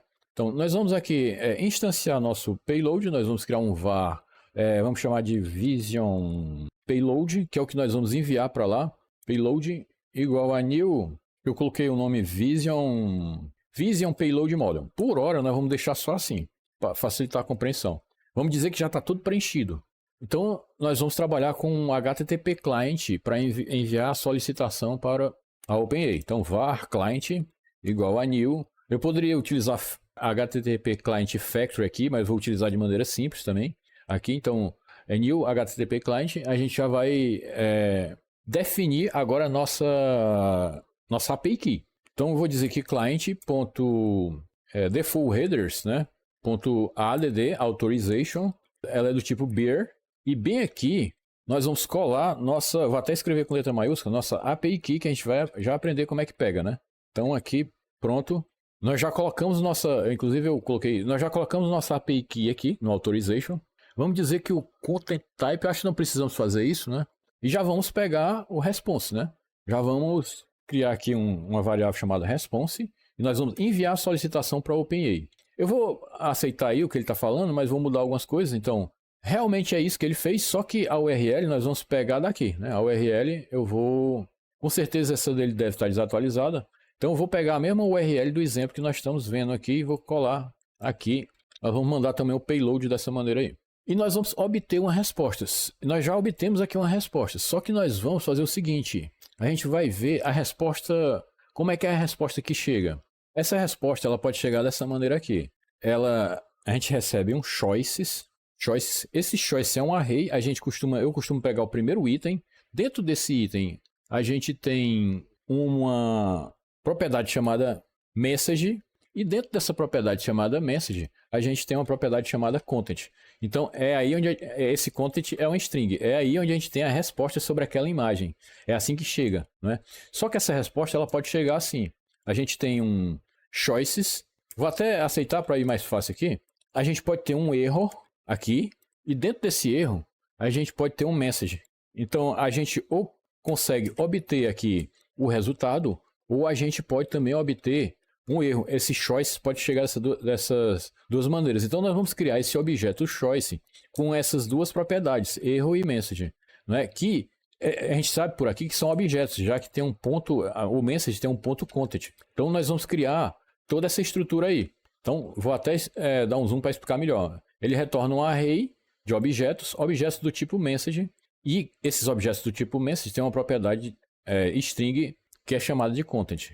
Ou então ele retorna esse choice, pode retornar um objeto do tipo erro, chamado erro, que tem uma propriedade chamada message. Na verdade tem outras propriedades, mas o que interessa para a gente é só essas que eu estou mostrando aí. Nós vamos criar esse objeto choice, o objeto message, o objeto erro, só para tipar o código todo e ficar tudo legal aqui. Então aqui em Models, nós já vamos criar aqui um new file que a gente vai chamar de Vision ou Vision, mais uma vez, result. Vou chamar de Vision a partir de agora, só que já é tarde de dizer isso, né? Tudo bem. Em que a gente Vision Result Model. Então nós vamos criar logo aqui nosso namespace, que vai ser... É isso mesmo que ele colocou. Só que ele não preencheu mais ou menos aí. E nós vamos... Eu vou aqui voltar para cá para a gente ver, ó. A gente tem uma propriedade message e uma propriedade erro. Então a gente vai ter aqui um public... Vai ter um public, alguma coisa que eu vou chamar de obj aqui, por hora. Pode ser object mesmo aí. Choices, né? Choices, pronto. E getSet, pronto. Esse choice aqui é um objeto, mas a gente viu aqui, por aqui, ó, que ele é, na verdade, uma lista, né? A gente está pegando o primeiro item, então a gente vai dizer que ele é uma lista de objeto, né? Aqui, pronto. A gente não sabe ainda qual é esse objeto, já a gente chega lá. Na verdade, para ficar melhor, a gente vai dizer que ele é um array e não uma lista de objetos. A gente não vai precisar manipular essa lista aí. A gente vai pegar só o primeiro item e pronto, né? Então, ele é um array de objetos. Por enquanto, a gente ainda vai tipar o objeto aí. E nós temos o public obj também, object, que nós vamos chamar, erro, né? Lembre-se que nós temos o erro também, getSet, entendeu? Por que erro? Porque, como eu já mostrei aqui, tem o erro também. Só que esses dois são objetos, que agora sim nós vamos criar os objetos. Eu fiz assim para facilitar o entendimento. Então nós vamos criar o objeto chamado choice e nós vamos criar o objeto chamado, vou chamar de response erro. Pronto, agora só falta a gente definir os objetos. A gente vai criar aqui um public class choice, que é esse objeto aqui. E o que nós vamos ter de propriedade nele? Nós vamos ter apenas uma propriedade, como você vê, que é a choice não, nós vamos ter uma propriedade chamada message aqui. Vamos ver se nós fizemos certo aqui. Choices. A gente tem uma propriedade dentro do choice chamada message. Então, o que dificultou foi realmente essa... A gente vai definir ela como objeto e vai chamar ela de message dessa maneira aqui, que ele colocou. Esse objeto message, como a gente pode ver aqui, ele é um objeto que tem uma propriedade chamada content. Então, nós vamos criar ele agora. Então, mais uma vez, eu vou até copiar aqui. Então, veja só, nós vamos dizer que no lugar de colocar obj aí, a gente vai chamar isso de message content. Pronto. E nós já estamos definindo aqui ela, e aqui ela vai ter uma propriedade chamada content, como a gente já viu, que ela é do tipo string. Pronto. Assim nós conseguimos criar, pelo menos no choice falta ainda o erro, né? E nós vamos criar agora o erro. Como a gente pode ver aqui, o erro ele tem uma propriedade chamada message. Então nós vamos criar ela aqui. Eu vou duplicar aqui, né? Vou copiar e colar aqui embaixo. A gente vai copiar essa classe aqui, que é a erro, response erro, que ele vai ter uma propriedade chamada message, que é do tipo string. Ele está reclamando aqui porque a partir de versão 10 do C# você precisa inicializar as strings assim, né? Ou então no construtor da classe. Mas eu quero que elas sejam realmente no able mesmo, não vai importar muito nisso. Então, aqui, vamos colocar tudo como no able, não tem problema. Aqui também, como no able, inclusive até o array aqui a gente vai colocar como no able também. Deixa eu só conferir se ele segue a sequência correta. Então, choice.message.content. Então, chegou naquele ponto que a gente queria aqui. choice.message.content. E o erro, né? Então, choice.erro.message, né? Então, aparentemente está correto aí. Então, nós vamos salvar aqui. Fizemos tudo isso porque agora nós vamos obter a resposta aqui do HTTP Client, que a gente vai chamar de Vision Result. A gente vai utilizar o JSON Serialize aqui, vai fazer o deserializar, deixa eu ver se ela dá uma ajuda, pronto. Então é mais ou menos isso, a gente vai dar uma corrigida aqui. Deixa eu só dar um reload aqui, porque ele está marcando tudo em vermelho aí. Pronto, JSON Serialize, se eu ver se está ok, deserialize, só que isso aqui é o objeto que nós criamos, isso aqui é aquele objeto de resposta que nós criamos, ou seja, ele é o Vision Result Model, que nós vamos copiar daqui, e vamos colar aqui. A IA, ela colocou isso aqui como... Ela colocou dentro do método, a gente vai separar, porque é melhor. Daqui a pouco vai sair esse vermelho aí. A gente vai chamar, pegar uma variável var result, eu vou chamar de result str, né? Result string pode ser. Pronto, é isso mesmo que eu queria fazer. É apenas colher aquilo que ele colocou fora. Vamos dar uma compilada aqui para a gente corrigir esses erros, né? Só um instante. Vamos dar aqui .NET Build, só para corrigir esses erros aí, para ver onde é que tem erro aí. Ó, primeiro ele está dizendo aqui que... na verdade eu fui ver aqui porque o assistente colocou aqui em cima esse using, né? Que quando na verdade era para ele ter colocado aqui. Então é using system.net http JSON, acho que é isso mesmo. Ele já deu uma corrigida aqui, já ficou melhor de ler. Deixa eu ver se ele... na verdade é system.text.json. Vamos ver se ele vai colocar no lugar certo. Pronto, agora ele já colocou no lugar certo. Eu acho que a gente não vai precisar desse, né? Acredito que não. Ou acho que sim. Pronto, vamos deixar esse aqui. E aqui ele está reclamando porque está precisando a gente passar aqui o nosso result string. Então, nós obtivemos o resultado lá da OpenAI como string aqui. Vamos lá, né? Obtivemos o resultado. Fizemos aqui um post utilizando nosso payload para a URL da OpenAI, já oferecendo nossa API Key aqui como um token bear. Obtivemos aqui a resposta como um string, né? E pegamos essa string e estamos serializando ela aqui para um objeto que é daquele tipo do objeto que nós criamos lá. Fica mais fácil trabalhar com um objeto serializado. E estamos colocando esse objeto nessa variável aqui. A partir de então, essa variável é aquele objeto que inclusive nós erramos aqui o nome, né? Então aqui, vision. Como a gente criou um erro lá, então a gente já pode verificar, a gente já pode disparar um exception aqui. Por exemplo, a gente pode dizer se vision result.error diferente de null, ou seja, se chegou algo nessa propriedade chamada erro, a gente vai apenas dar um true new exception com o erro lá, com a mensagem de erro. É exatamente isso. E isso aqui é um procedimento aconselhável. De um método, você dá um true num exception. Você não trata exception, vai depender. Em geral, numa classe, num service, por exemplo, você faz a disparar exception. Quem trata exception é o último objeto que utiliza aquele método. É o cliente que tem que tratar o exception. Então, aqui sim, você dispara o exception. Ele está marcando isso porque esse vision result ele pode ser null. Então, eu posso colocar aqui um caractere de nullable para informar. É quase como se você estivesse dizendo assim. Se vision result for diferente de nulo e vision result.erro for diferente de nulo, então ele vai disparar o exception. É a mesma coisa. Uma vez que a gente já tem a resposta e já tem tudo feito, já obtivemos até a resposta, nós vamos preencher, sim, nosso array de questions lá. Então, vai ser um new vision model, que é tudo isso que ele colocou realmente. Eu vou só quebrar aqui para explicar. A gente vai criar um new vision model, que foi o que nós criamos, onde o question foi a pergunta que a gente fez, o answer foi a resposta que chegou da OpenAI, e a imagem URL é a imagem, o próprio base 64 da imagem que nós selecionamos, né? Então nisso ele vai preenchendo aquela lista lá, só que isso aqui ele pode ser nullable, por esse motivo a gente vai colocar um caractere de nullable aqui, e vai colocar outro aqui no choices, porque ele pode ser nullable, inclusive até no message também que pode ser. Então o que eu quero dizer aqui, com esses caracteres de interrogação? Se um desses for nullable, aqui vai ser nulo também na resposta. A gente não pode fazer nada, né? Tem que ser isso. Já adicionei na lista, agora eu vou zerar. Podemos já apagar isso aqui, que foi só para explicação. Agora podemos zerar nosso question, que vai ser nulo, e podemos gerar nossa imagem base 64 e finalizamos aqui.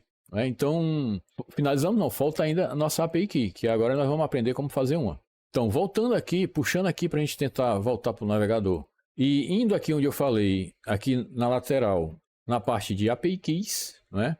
Nessa URL que eu já disse que ia colocar na descrição, quando eu falo na descrição, o pessoal pergunta, não é exatamente na descrição. O primeiro link aí da descrição do vídeo é um link que vai para uma página que tem todos os recursos do vídeo, inclusive o URL, tem código, tem algumas outras coisas, informações gerais sobre esse vídeo. Então ela na verdade, quando eu digo na descrição, é um link que existe na descrição que vai para que você obtém mais informações sobre esse vídeo aqui. Então a gente vai aqui para onde eu mostrei, que é para...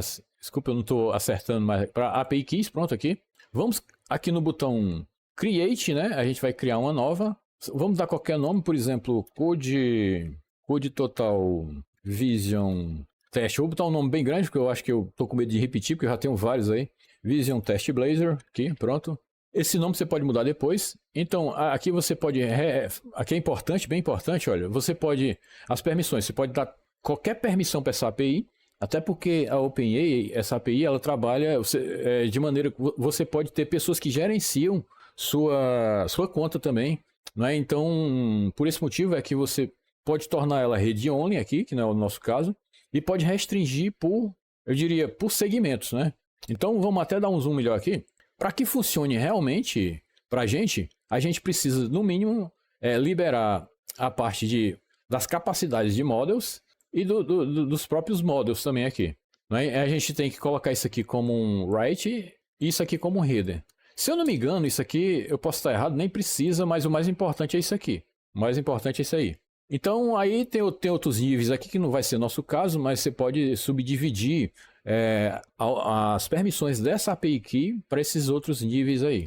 Vai depender da sua utilização. Então, nós vamos colocar isso aqui como read e aqui como write e vamos criar nossa API Key. E atenção, que aqui é a única chance que você tem de copiar essa API Key. Se você perdeu essa cópia, você vai ter que excluir e gerar outra API Key. Então, nós vamos dar um done aqui, às vezes demora um pouco para a API Key se tornar ativa. E nós já vamos aumentar aqui novamente, vamos colar, eu vou colar ela aqui no código, até porque o vídeo já se estendeu demais, né? Então eu poderia criar aqui um secret, ou então criar uma variável de ambiente, que é o mais aconselhado, desculpa, ou até utilizar o .env também, que eu explico em outros vídeos do canal, mas nós vamos só colar ela aqui. Eu vou apenas retirar aqui uma coisa que eu esqueci, que era, a gente estava tentando fazer um teste aqui no cabeçalho, colocamos o question aqui. E vamos, só por questões mesmo para limpar aqui esse prompt que está muito sujo, nós vamos reiniciar toda a aplicação. Nós vamos dar um .NET Build para ver se tem algum problema, alguma advertência, algum erro. Não tem nenhum aviso nem erro. E vamos dar aqui um .NET Watch aqui para a gente executar a aplicação e testar para ver se tudo correu bem. Então ele abriu aqui no navegador, dessa vez a gente vai até dar uma maximizada. E vamos selecionar, vamos fechar aqui essas outras janelas abertas aqui. E vamos selecionar uma imagem qualquer. Inclusive eu vou até selecionar essa daqui, até para a gente brincar um pouco, não é? Então, já selecionei ela aqui. Aí eu vou perguntar o que tem nessa imagem. Então vamos ver qual é a resposta. Veja que é com Enter que ele vai funcionar, então eu vou dar um Enter aqui. Ele está no aguarde. Note que ele limpou aqui e ele não deu nenhuma resposta e a gente vai verificar por quê aqui. Você já deve estar desconfiando por quê, né? Logicamente nós não enviamos nada, né? Nós não enviamos nada para lá. Isso porque aqui embaixo, a gente criou uma instância. Bom, então o que falta aqui é a gente preencher o payload, né? Que a gente vai ter que preencher. Onde é que a gente instancia aqui o payload? Pronto. Nós só instanciamos ele aqui. A gente vai ter que fazer com que todo esse payload aí funcione. Então, a gente vai Vision Payload. Seria muito bom que houvesse uma ajuda Vamos ver aqui o que a gente vai preencher.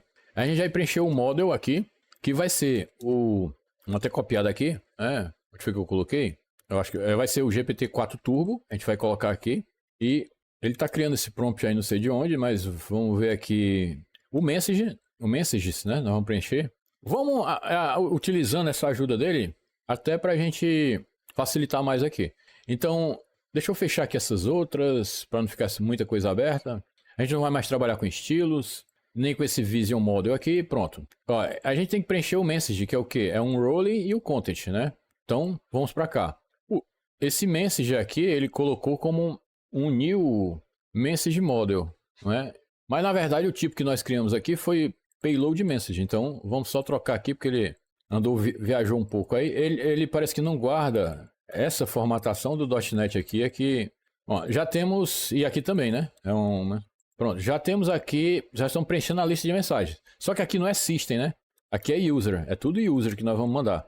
Nesse vídeo aqui, nós não vamos trabalhar com assistente. O content aqui, o que é? É um new, deixa eu ver qual foi o nome que a gente colocou aqui. Message content, né? Quais são as propriedades que nós temos em message content? Nós temos o content, é uma lista de quê? É uma lista de payload content. Então, para cada content desse aqui, ele vai ser, vamos apagar aqui que nós erramos, vai ser uma lista, vai ser um new list de payload content. Vamos aceitar aí para ver o que a gente vai mudar. Cada payload content, nós temos a propriedade type, text e imagem URL. Então, nesse primeiro aqui, payload content, nós vamos ter a propriedade type, que é igual a text. Já a gente vai conferir lá, a gente vai já conferir para ver se está certo. E o content dele vai ser a... Será que não é content não? Ou desculpa, é type aqui, eu errei. Type text e não é content, é text, que vai ser o question, né? Vai ser o question. Então, nós vamos mandar uma primeira, que é do tipo texto. E o texto vai ser a questão que nós vamos enviar. E vamos mandar um segundo, que é a imagem, né? E nós vamos fazer isso aqui. Vamos fazer uma vírgula e mandar aqui o segundo, que inclusive ele está tentando formatar errado aí, mas a gente ajeita aqui. Que é do tipo, que eu até copiei aqui, é do tipo image URL, que a gente vai colocar aqui. Image URL. Depois eu ajeito aí essa formatação, senão... E ela não vai ter text, ela vai ter image URL aqui. Então, no lugar de image de text, a gente vai ter aqui image URL, que é o quê? É a nossa imagem base 64. Pronto. Só que existe uma vacilada aqui, porque image URL é, na verdade, um objeto, né? Um objeto que tem a propriedade URL. Então, eu vou só recortar aqui. Vamos dizer que ela é um new image URL. Pronto. Que tem a propriedade URL igual, sim, agora imagem base 64. E aqui a gente fez o payload, que eu vou tentar formatar aqui para cá. Pronto. E nós não precisamos desse outro item aqui embaixo. O payload é só isso aí que você está vendo. Infelizmente ele faz isso, né? Vamos até dar um Ctrl Z aqui, tudo bem? E vamos salvar tudo realmente aqui. Deixa ele formatar assim, o que importa é que deu para entender aí. E vamos ver se já está dando certo aqui, vamos ver se a gente já consegue enviar alguma coisa, só um instante. Pronto. Bom, e nós vamos parar aqui e vamos vamos reiniciar tudo para limpar alguma coisa, que dá aqui um .NET Build novamente para ver se está tudo ok. .NET Watch, ele vai abrir o navegador aí. Vamos selecionar qualquer imagem aqui para fazer um teste. Perguntar aqui o que há na imagem. Ok, e vamos dar logo um Enter para ver se a gente vai obter alguma resposta. Não obtivemos, mas eu acho que eu sei o que ocorreu aqui. É o seguinte, voltando para cá, isso ocorre porque quando a gente fez aqui a serialização para enviar para a OpenAI, note que nós criamos aqui o payload com as propriedades com a primeira letra maiúscula. Nós não utilizamos camel case. E o JSON, ele é case sensitive. Se você... Uma propriedade content com C maiúsculo é diferente da propriedade content com C minúsculo, iniciando com C minúsculo. Para isso, nós vamos manipular aqui o envio desse post aqui. Ó, a gente vai manipular esse post as JSON async para que ele use camel case e dentre outras coisinhas, para que ele mande formatado também. E também nós vamos manipular a resposta, até porque a resposta aqui, ó, quando a gente vai deserializar isso aqui, a resposta dele vem com letra minúscula, vem em camel case, né? Esse result aqui vem em camel case. Então, se a gente for tentar colocar aqui, não vai funcionar, porque o nosso result também a gente fez com letra maiúscula, a gente não fez com camel case, né? Poderíamos simplesmente mudar lá o nome das variáveis, né? Aqui para ficar tudo em camel case, só que isso não é uma boa prática no C#. Então, o que nós vamos fazer é manipular isso. A gente vai criar aqui uma variável chamada JSON Serializing. Se eu estiver errando alguma coisa, peço desculpa, eu costumo errar muito. Options, que eu vou até aproveitar o que ele fez, só que talvez eu mude algumas coisas. Então vamos lá. É um new JSON Serialize Options. A gente vai querer que ele ignore aqueles campos que são nulo, porque por padrão ele vai enviar se esse text aqui, por exemplo, for nulo, ele vai enviar assim para lá, text igual nulo. Não, a gente vai querer que nem apareça no JSON se for nulo. Então a gente vai criar aqui a primeira modificação aqui. Default ignore condition, a gente vai colocar aqui como JSON ignore condition when writing null. Desculpa, when writing null. É a primeira condição. Só que eu vou aqui deixar só daqui, né? Que eu acho que fica melhor, porque ele colocou muito grande aí. Aí, logicamente, a gente vai ter que importar aqui o serialize lá de cima. Espero que ele tenha colocado no ponto certo. Aqui tá certo. Property Name Policy, note que agora eu estou dizendo que eu quero que ele trabalhe como um camel case. E Write Indented True, ou seja, por padrão ele coloca o código tudo numa linha só. Na verdade aqui você não precisa colocar isso, até para diminuir o tamanho do upload e do download, né? Isso aqui realmente não precisa, a não ser que você fosse debugar e verificar, querer verificar esse JSON, aí sim era melhor que ele tivesse indentado direitinho, porque na verdade ele vai mandar tudo numa linha só, num bloco só, né? E pra gente é melhor assim, porque é menos coisas que ele vai enviar. Então, uma vez que, por que eu criei essa variável? Nós vamos utilizar ela duas vezes. A gente vai utilizar ela aqui no envio, né? A gente vai utilizar ela aqui no envio. Então, e a gente vai utilizar ela também aqui no deserialize, que eu acho que é o que ele pede aqui como segundo parâmetro. Pronto. A gente vai utilizar ela tanto na serialização como na deserialização. Agora sim a gente vai salvar tudo, testar. Deixa eu pegar aqui o site, vamos enviar mais um aqui, vamos selecionar mais um. Qualquer coisa por hora. Vamos pegar essa aqui. Aí o que tem nessa... Daqui a pouco a gente, se for o caso, a gente faz outras perguntas melhores, mas é porque não há tempo de pensar na pergunta aqui. Então ele está enviando. Dessa vez demorou mais um pouco e ele já trouxe aqui. Então vamos só tentar dar um zoom aqui, ó. Ó, a imagem que eu enviei foi essa. E o que tem nessa imagem foi a pergunta, ficou aqui. E ele está dizendo, a imagem mostra uma vista impressionante do horizonte de uma cidade grande vista do mar. Bem, eu não vou ler o resto, né? Porque aí você pode dar uma pausada e dar uma lida aí. Bom, então podemos dizer, se é que eu não tenho esquecido nada, eu peço desculpa se eu tiver esquecido alguma coisa. Vamos até fazer algo mais engraçado aqui. Vamos colocar aqui uma imagem do Batman e... sei lá, tem que ser uma pergunta bem... Eu vou fazer uma pergunta bem interessante só para ver a criatividade e o que a IA vai responder. O que esta imagem simboliza, né? O que esta imagem simboliza? Eu estou até fazendo diferente só para ver. Ó, você vê que ao dar um enter, ele cria o aguarde aqui. Você viu que ele deu um enter aqui, mas ele vai mandar para lá o trim. Né? Você viu que a gente fez isso, né? E aqui ele já chegou, ele já... E note que as quebras de linha ele está respeitando, né? Porque se a gente não tivesse colocado aquele estilo, ficaria tudo num bloco só, num parágrafo só. Mas ele está respeitando aqui as quebras de linha. Já zerou a imagem, que voltou para a imagem mesmo para o placeholder. E aqui, o que essa imagem simboliza? Essa imagem mostra uma figura que se assemelha ao personagem Batman, de pé sobre a lua, com a capa esvoaçante, cercado por morcegos. O fundo apresenta um contorno de uma cidade ao crepúsculo ou durante a noite. E todo aí o resto você pode dar uma pausa. E na verdade agora que eu notei uma coisa, então deixa eu só corrigir essa palavra kernel aqui, que ficou difícil de entender o que significa isso, né? Então só um instante, vamos procurar aqui só para não ficar dessa maneira. Então, se bem que isso não vai influenciar em muita coisa, aliás, influencia muito, né? É o canal aí, nosso canal. Então, pronto, agora ficou corrigido. Agradeço pela atenção. Se você tiver curtido esse conteúdo, gostaria que você curtisse esse vídeo e seguisse o canal e fico grato aí pela atenção.